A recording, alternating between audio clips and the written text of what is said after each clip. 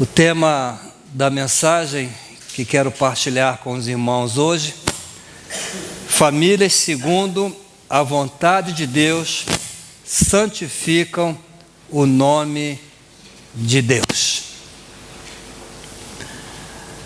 Mateus 6, do versículo 9 ao 13, onde faremos a leitura, que diz assim: portanto, orai vós deste modo: Pai nosso que estás no céu, santificado seja o teu nome. Venha o teu reino, seja feita a tua vontade, assim na terra como no céu. O pão nosso de cada dia nos dá hoje, e perdoa-nos as nossas dívidas, assim como nós também temos perdoado aos nossos devedores. E não nos deixes cair em tentação, mas livra-nos do mal, porque teu é o reino e o poder e a glória para sempre. Amém. Estamos no mês da família. O tema do mês é famílias segundo a vontade de Deus, tema baseado na oração do Pai Nosso, que encontramos tanto no Evangelho de Mateus como também no Evangelho de Lucas. E nesta oração, o Senhor Jesus nos ensina a pedir ao Pai que seja feita a sua vontade, assim na terra como no céu. No domingo passado, iniciei uma série de mensagens que estarei a pregar em nossos cultos durante todo esse mês da família. E o tema da primeira mensagem, não sei se os irmãos se lembram, é: famílias segundo a vontade de Deus cultivam uma espiritualidade sadia. Nessa mensagem apresentei algumas marcas de uma espiritualidade sadia que a família deve cultivar. Foram 3 marcas, eu quero lembrar aos irmãos. A primeira marca: família com espiritualidade sadia devem cultivar uma vida de oração. A segunda marca: famílias com espiritualidade sadia devem dizer não à mera religiosidade. E a terceira marca: nas famílias com espiritualidade sadia, seus membros devem cultivar o tempo a sós com Deus. Hoje, na segunda mensagem da nossa série, vou considerar a seguinte expressão da oração do Pai Nosso: santificado seja o teu nome. Procurarei aplicar essa expressão à nossa vida pessoal e também à nossa vida familiar. Mas antes, irmãos, precisamos compreender ou tentar compreender o que Jesus quis ensinar quando disse: santificado seja o teu nome. O expositor bíblico William Barclay, ele afirma que essa expressão é um desejo de Jesus de que o nome de Deus seja tratado de maneira diferente de todos os outros nomes, que se dê a Deus uma posição absolutamente única entre todos os nomes. No judaísmo, essa expressão significava tudo quanto está envolvido na pessoa de Deus, tudo quanto nos foi revelado a respeito de Deus. Significa Deus em todos os seus atributos: onisciência, onipotência, onipresença, amor, justiça, santidade. E no Antigo Testamento, os judeus, eles tinham muito receio em usar o nome de Deus, Yahvé, por causa do mandamento que dizia: não tomarás o nome do Senhor teu Deus em vão.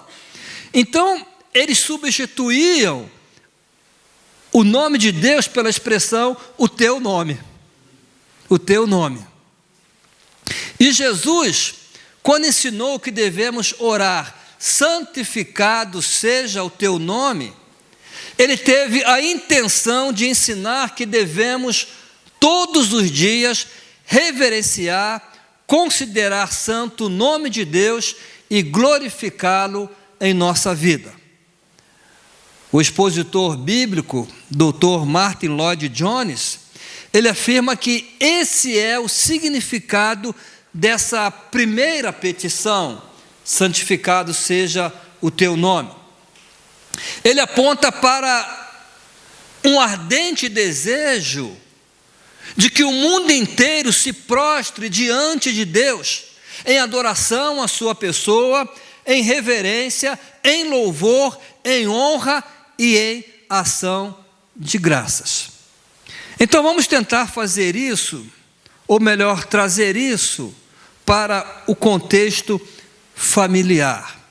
Quando na família a expressão santificado seja o teu nome se torna uma realidade. Em primeiro lugar, na família, a expressão santificado seja o teu nome se realiza quando há uma verdadeira adoração ao nome de Deus no lar. Como já disse, santificado seja o teu nome implica adorar a Deus por tudo que Ele é. Adoração é simplesmente a expressão do nosso amor por Deus através de nossas palavras e também de nossas ações. Adoramos a Deus com palavras, adoramos a Deus através das nossas ações. Portanto, a adoração pode fazer parte de tudo que fazemos, porque a adoração não requer nenhum lugar ou serviço especial. Deus exige apenas que tenhamos desejo sincero e amor por Ele através do seu Filho.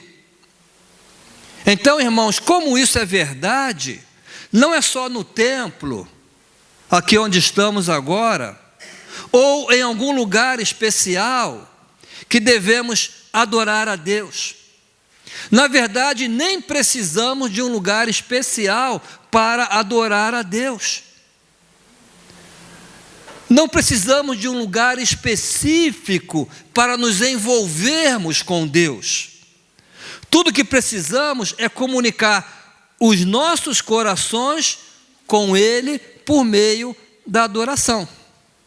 Pode ser no templo, qualquer outro lugar.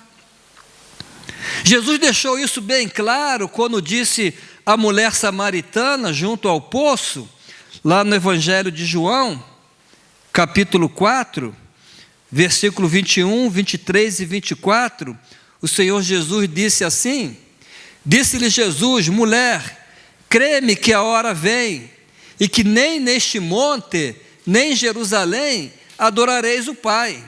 Vós adorais o que não sabeis, nós adoramos o que sabemos, mas a hora vem, e agora é, em que os verdadeiros adoradores adorarão o Pai em espírito e em verdade, porque o Pai procura a tais que assim o adorem. Deus é espírito, e importa que os que o adorem em espírito e em verdade.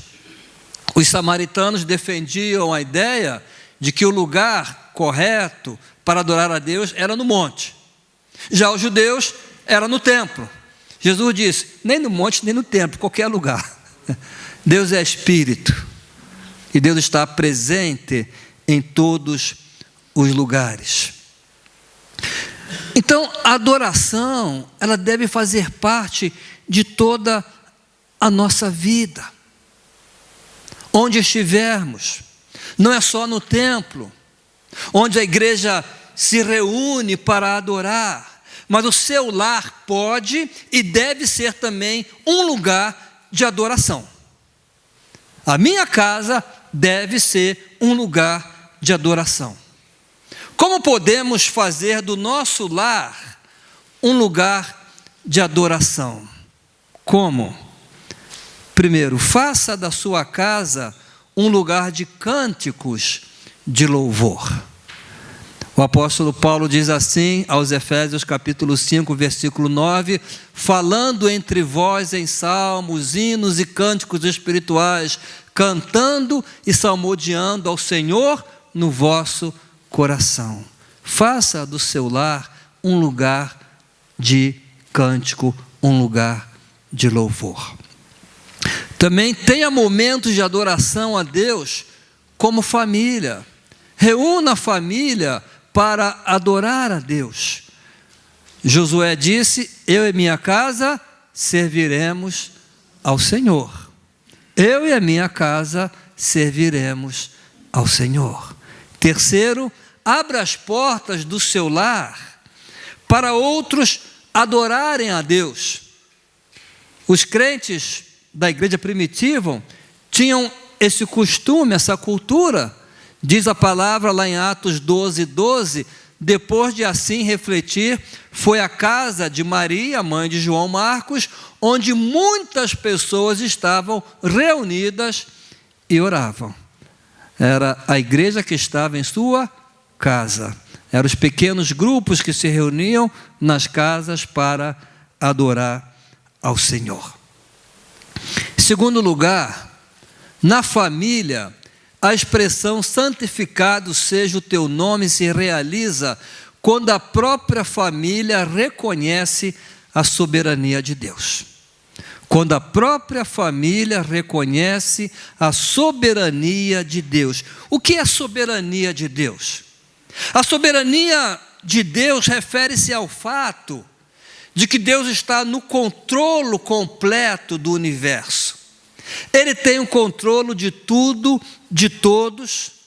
Essa foi a visão que Isaías teve, conforme registrado em Isaías capítulo 6, no versículo 1. E Isaías diz assim: no ano que morreu o rei Uzias, eu vi ao Senhor assentado sobre um alto e sublime trono, e o seu séquito enchia o templo. No ano em que morreu o rei Uzias, eu vi o Senhor no trono. Essa foi a visão de Isaías. O rei morreu. O rei já não estava mais no trono de Israel, mas Deus estava vivo, sentado no trono, a ter o controle de todas as coisas. O rei morreu, mas Deus continuava soberano a ter o controle de tudo. Quando temos, irmãos, a visão da soberania de Deus em nossa vida, ficamos menos preocupados. Na verdade, não devemos nem ficar preocupados quando temos a visão da soberania de Deus, porque sabemos que Ele está no controle de todas as coisas. Nada escapa ao controle de Deus. Eu gosto muito lá do Salmo 46, quando o salmista diz assim: Deus é o nosso refúgio e fortaleza, socorro bem presente na angústia, pelo que não temeremos, ainda que a terra se mude. O que é isso? É uma situação que foge ao controle do homem, é o terremoto. Ainda que a terra se mude, ainda que eu esteja numa situação que fuja ao meu controle, diz Davi, não temerei, porque o Senhor está comigo. E Ele não perdeu o controle. Então não é difícil orar quando temos esta visão da soberania de Deus, não é difícil orar, seja feita a tua vontade. Isaías viu um Deus soberano, não um Deus preocupado, sem saber o que fazer naquele caos. E agora o que farei? O rei morreu. Talvez Israel estivesse assim, preocupado, o que faremos? O rei morreu. Mas toda a situação, todas as circunstâncias, mesmo com a morte do rei, estavam debaixo do controle de Deus. Outro aspecto, irmãos, da soberania de Deus é que Ele decidiu amar-nos de maneira incondicional. Porque Deus me ama, porque Ele quis e pronto. É uma decisão dEle, sem depender do que fazemos ou deixamos de fazer. Amar-nos incondicionalmente é uma decisão da vontade soberana de Deus. Nada e nem ninguém pode impedir isso. Nada nem ninguém. Como diz Philip Yancey, no seu livro Maravilhosa Graça, não há nada que possamos fazer para que Deus nos ame mais. E não há nada que possamos fazer para que nos ame menos. Soberanamente, Deus decidiu amar-nos apesar de nós. Uma decisão soberana sua, não depende de ninguém, nem de nós. E Deus, irmãos, não apenas nos ama, mas também tem a capacidade de cuidar de nós, porque Ele é soberano. Esse é outro aspecto da sua soberania. Por isso, na oração do Pai Nosso está incluso o pedido, o pão nosso de cada dia, porque Ele cuida de nós. Podemos descansar no fato de que o nosso Deus realmente cuida de nós e, por ser soberano, é capaz de operar todas as coisas para o nosso bem. Como diz lá em Romanos 8, 28. Como podemos aplicar isso em nossa família? Essa visão da soberania de Deus, como aplicar isso em nossa família? Primeiro, converse na sua família sobre o cuidado de Deus para com a sua própria família. Converse, esposo, marido, filhos. Converse sobre o cuidado de Deus, como Jesus diz lá em Mateus 6, 26, 32, não andeis ansiosos pelo que haver de comer, pelo que haver de vestir. Vosso Pai bem sabe que precisais de tudo e cuida de vós. Ele cuida. Creia que Deus tem o melhor para a sua família. Romanos 8, 28, todas as coisas contribuem para o bem daqueles que amam a Deus. Reafirme aos seus familiares que Deus está a dirigir a história de sua vida. Deus é o diretor dessa história.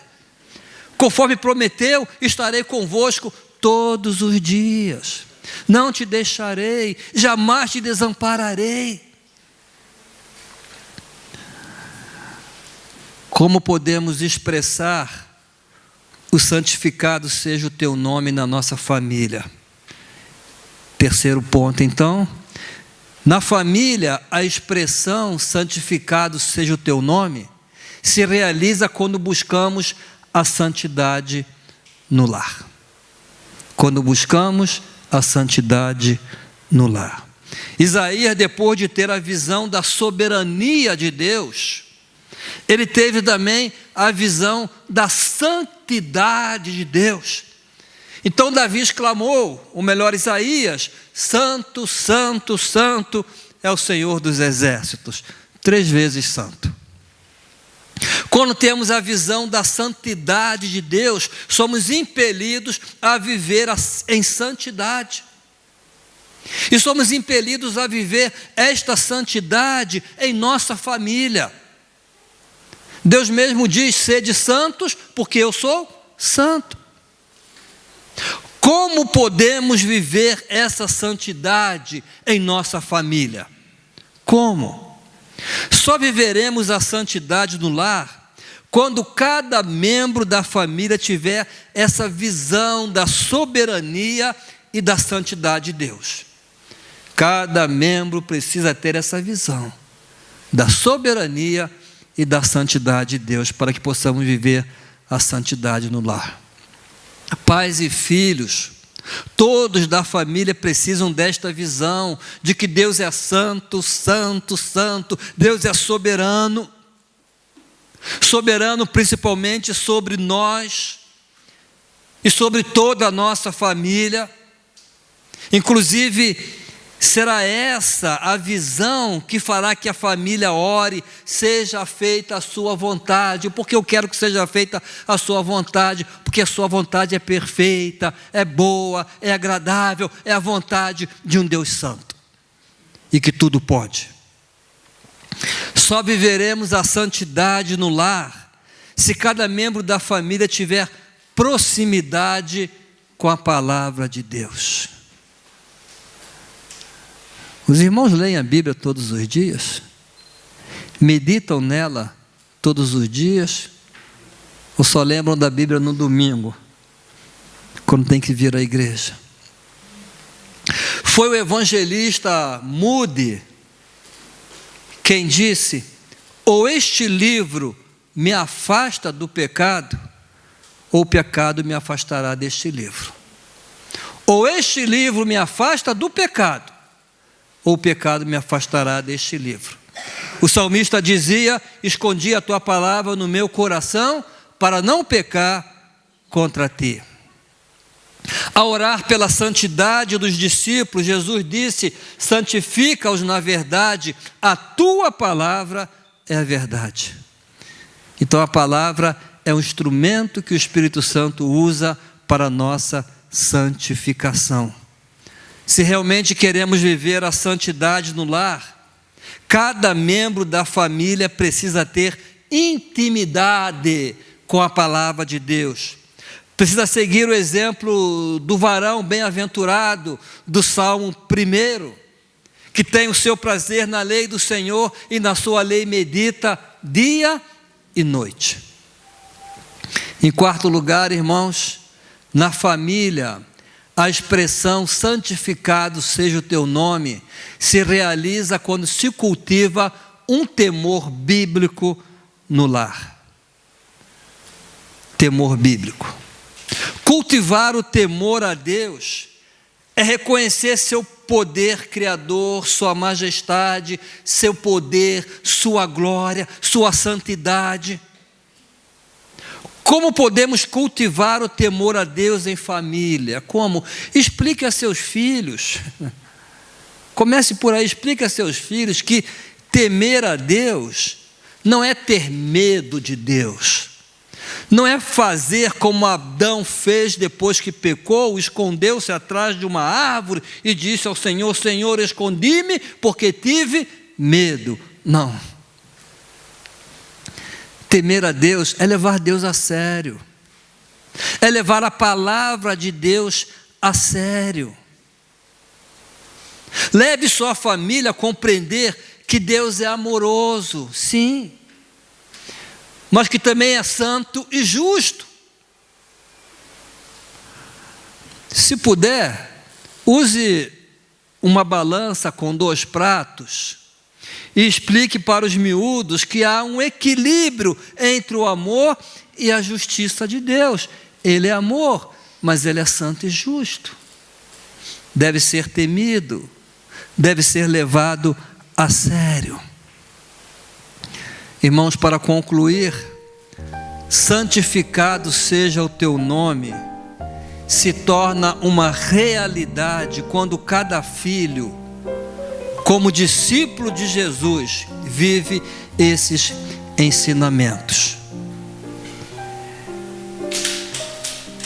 Então, que em família, que no contexto da nossa família, possamos viver o temor a Deus, reconhecer a sua bondade, sua soberania, sua santidade, glória e poder.